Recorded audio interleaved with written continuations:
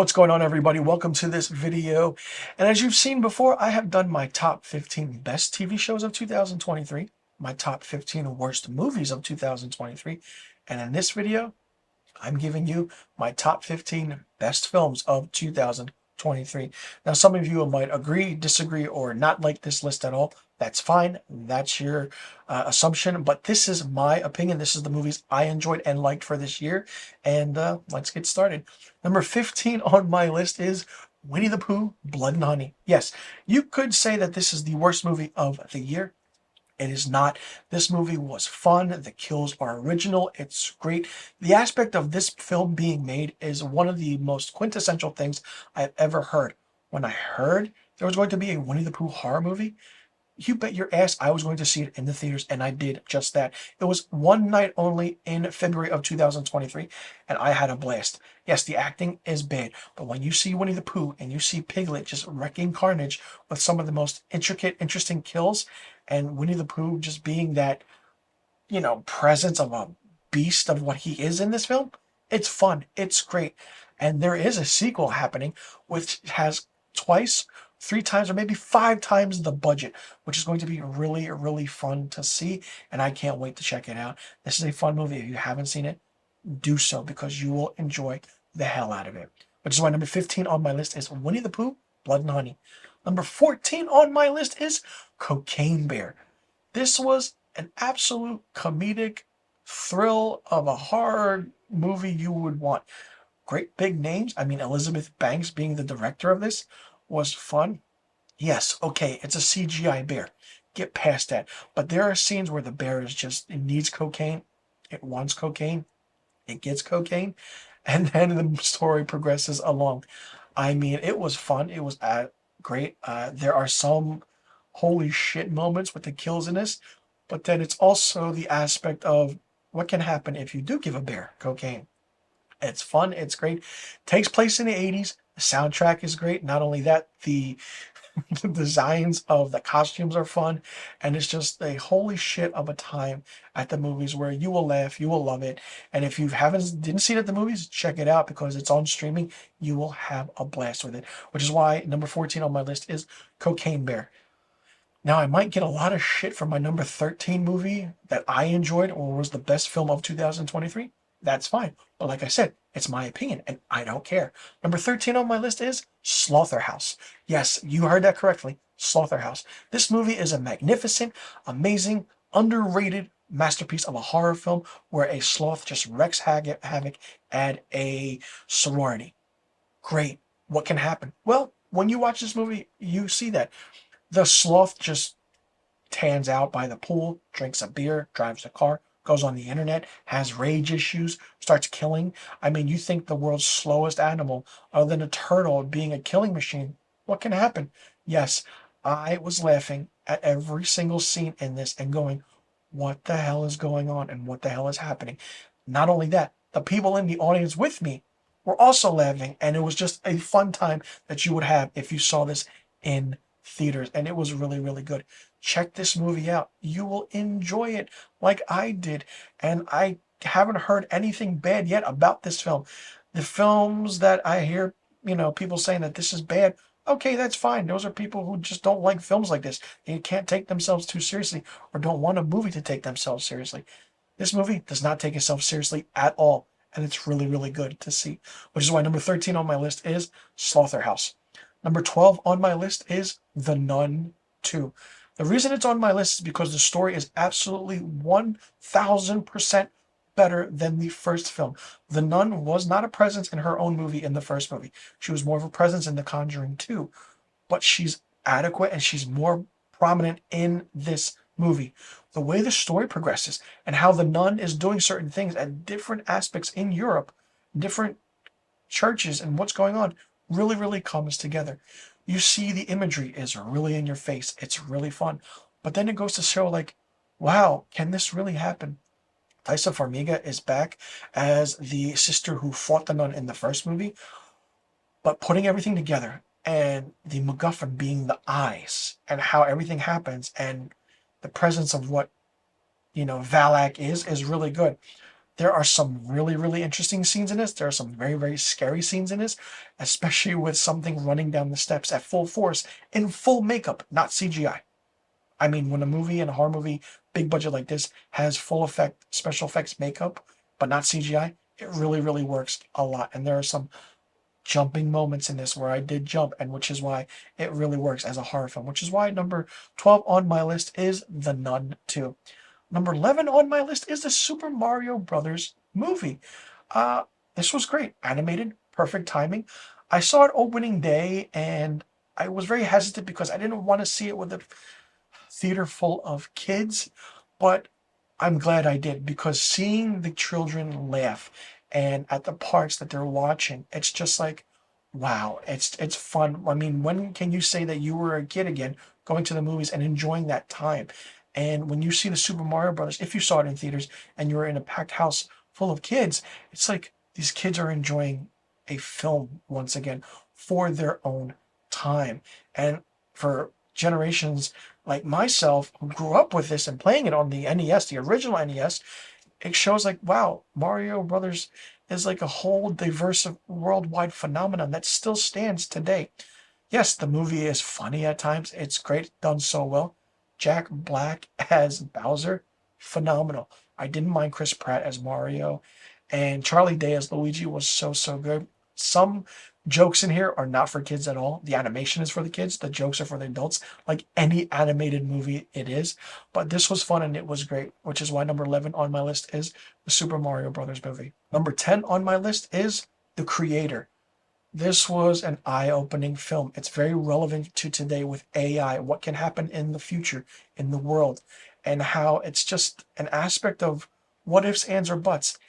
It's Blade Runner and every sci-fi movie you could think of rolled into one, with it being set in the future or the near future, and how AI has come a long, long way. What's the process of it? What can happen? The only thing that wasn't good about it was the villain. Put that aside. This is a phenomenal movie with special effects. The directing is great. The story is good. And it just works to a point where you're like, wow, is this the creator? Is this what's happening? Is this how this, child was created through AI? Really good, really poignant, and really, really fun film, which is the action is really, really good. And John David Washington, phenomenal as an actor. And it just really, really opens your eyes and really works so, so well, which is why The Creator is number 10 on my list. Number 9 on my list is Saw X or Saw 10. Now, when a film, a horror film, has 10 films in a franchise over 20 years, and we know and love the character of John Kramer, Jigsaw, Billy the Puppet, and which is created by James Wan, it's up and down. We didn't know what to expect with the 10th entry in the franchise, but my goodness, when it takes place between two films, parts 2 and 3, it goes to show that anything's possible, and the right thing to do is what it did. This is a phenomenal movie. The kills and the traps aren't more extravagant as they usually are. There are some interesting, eye-opening, no pun intended, cringe moments in this, but it was story-driven, story-based. We felt for John Kramer. He became kind of the hero in this film, and even in the 10th film for that matter, and he was always the bad guy in the franchise. But then yet, there was some controversy and backlash, like, should we be rooting for someone like this? Well, if the story's done right, yes, we can and we should. It was done so well. The movie's an hour and a half long. It's very quick. It's very simple. It gets the point across. And a film like that, it's really, really rare that a 10th entry can do that, especially with characters that we know, a film that we know. And even when the franchise was going up in trajectory, but then slowly falling in a way, it just didn't work. But with this 10th film, like, it was fantastic. Like, I had a fun time watching it. I didn't expect a horror movie like this to have a story that really drove it forward, but where the traps were kind of mesmerizing, different, and new, and definitely taking place in a different, I want to say, setting, and even returning characters as well, which is very different, very fun, and nuanced, because when a horror film does that, you know it's going to be good, and it did that with Saw X or Saw 10, and it was really, really rare. Like I keep saying, that A horror film in a franchise can do that with a 10th entry.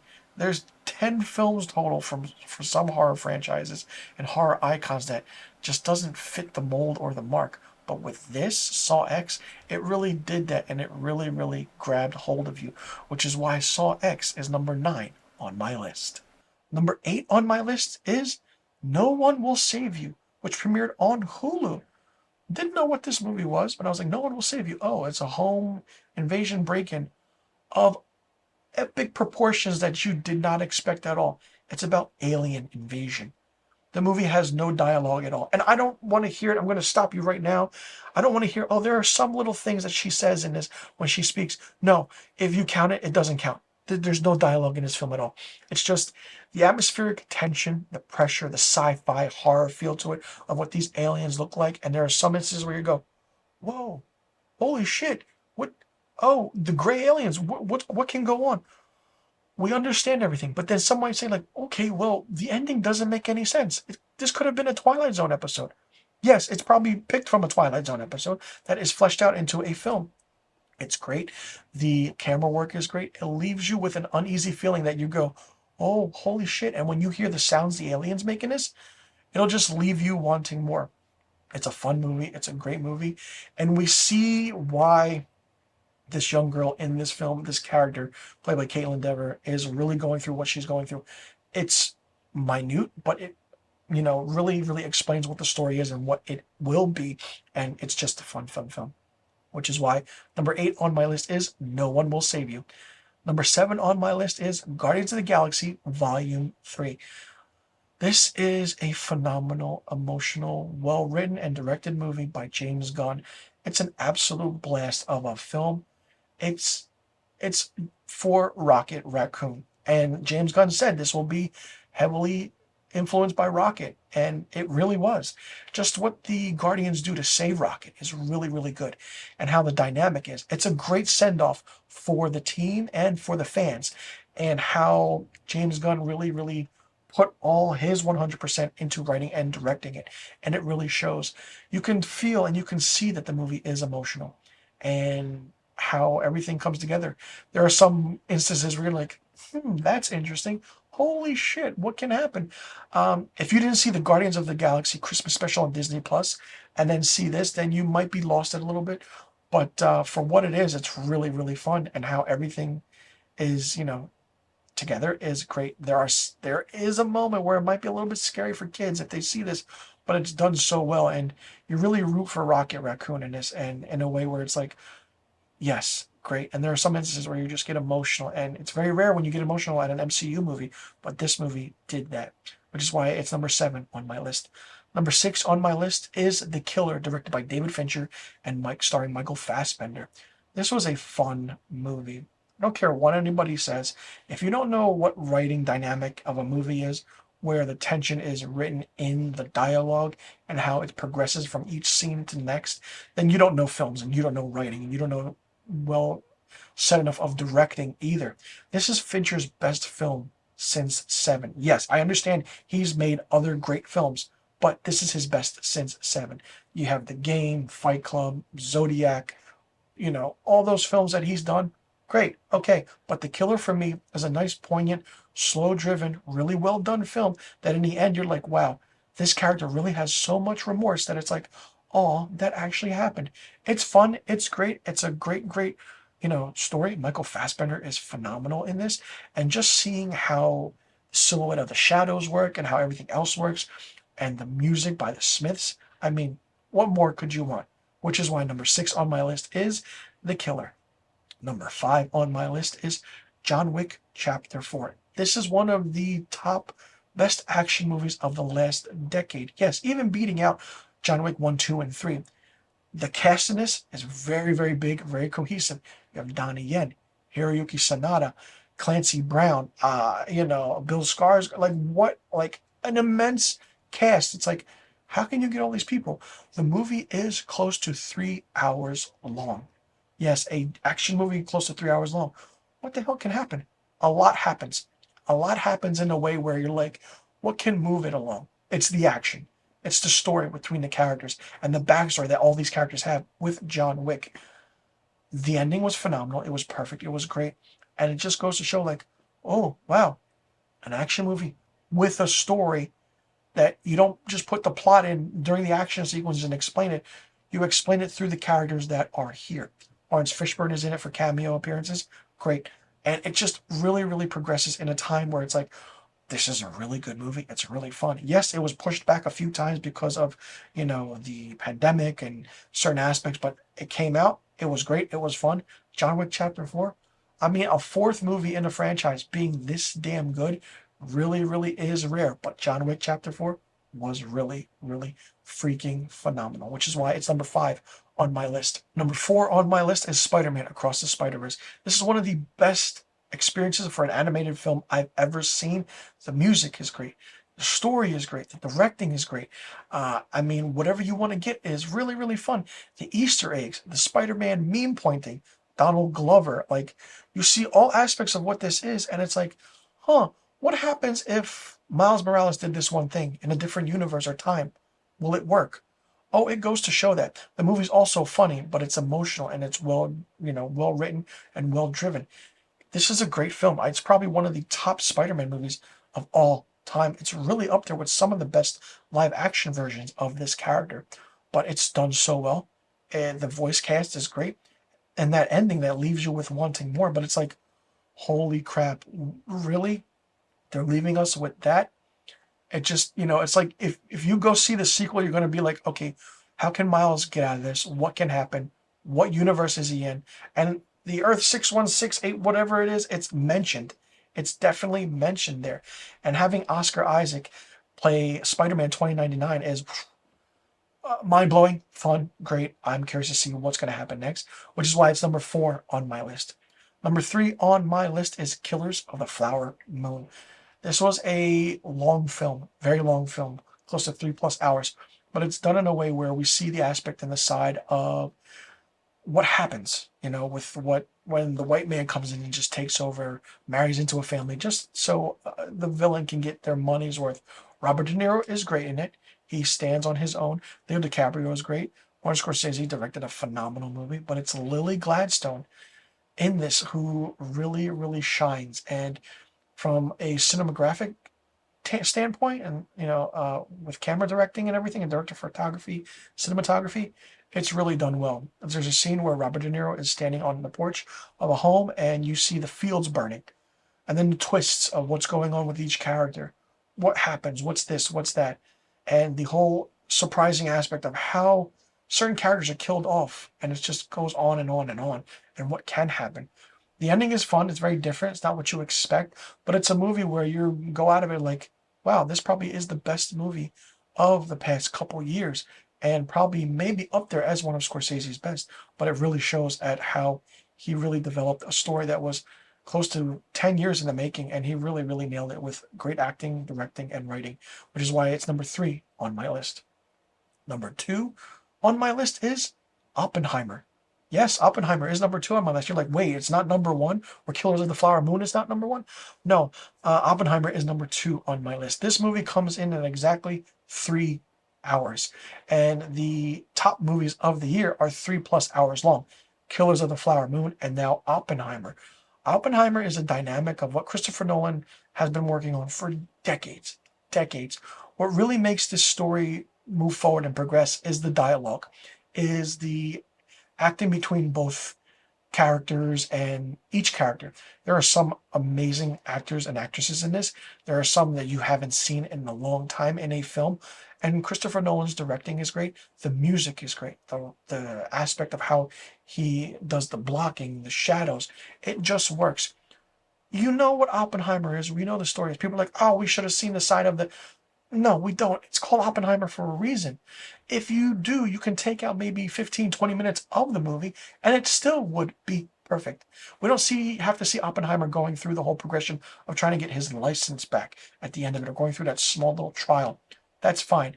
But when Christopher Nolan puts everything in a film and you see the practical effects of how everything was done, it really, really works. And there are some instances where, the sound is so low, but then boom, it's just, holy crap, the sound design is absolutely crazy. The acting was great. It's fun. And which is why, you know, it's really works as a film. And you might say, oh, three hours is too long. No, 3 hours goes by with the snap of a finger, and you'll really appreciate it a lot, which is why it's number 2 on my list. Now you're wondering to yourself, what is my number 1 movie of 2023? Well, that movie is Godzilla minus one. I have never been to a movie where I was more excited to see Godzilla ever on screen. He's scary, very scary in this. And that's really something you might want to hold to say, because when you see Godzilla, it's like, oh, he's always scary. No. He wreaks havoc and doesn't give a shit at all. He does that in this. And the minus one aspect is mentioned and given and explained about what it is and how he comes around in this and how he starts wreaking havoc in Japan. You also have a feeling and emotional connection to the characters, the human characters in this story, which I can't even say has been done in a Godzilla movie or even a Japanese Godzilla movie. This is one of the best Japanese Toho Godzilla movies ever. This is even better than the MonsterVerse Godzilla movies, which feature King Kong and, you know, Godzilla King of the Monsters and the whole King Ghidorah or whatever it is. The shots of seeing Godzilla close up, his atomic breath, him swimming in the ocean and being attacked by ships. What? It's a movie where I got so excited that I had to see this over and over again. And I've seen it at least 3 times in theaters. It's that damn good. I haven't had this much fun with a movie in a long time, and I saw it in IMAX, and I have to say it's phenomenal. It's brilliant. It's well directed. This is a movie that really is something to witness. And if you're a fan of Godzilla like I am, which I am a big fan of this character for eons of many decades and generations, each decade, each year, each from 1954 to now has their own iteration of Godzilla. Yes, it's all Japanese Toho. That's fine. Some American versions. Don't talk about the 1998 one. Sorry, Matthew Broderick in New York. We don't need that. Shin Godzilla? Okay, maybe. Scary. No, this one, even scarier and in your face. And it's very underrated. It's very fun. It's very great. The story is even, like I can't stress enough at how the balance is between having a scary Godzilla, you feeling for the human characters, putting that in, and you get this film. It's great, and which is why it made number 1 on my list. Soon as I saw it, it shot to the top of my list, and I'm not, you know, I'm very pleased that it is. So let me know in the comment section below if you agree or disagree with my top 15 best films of 2023. Let me know your top 15, top 10, top 5, whatever it is. What is your favorite film of the year? Have you seen all of these films that are mentioned on my list? If you haven't, will you be checking it out now that it is on my list? And how would you rearrange it? Do you agree with the first 3? Or do you agree with the last 3? Like, let me know. I really want to know what your opinion is on this list. Let me know in the comment section below about all the questions I just asked. And be sure you click that subscribe button, hit that notification bell for new videos on my channel. And we'll see you all in the next video. I'm Mr. Filmstock, and thank you so much for tuning into my top 15 best films of 2023.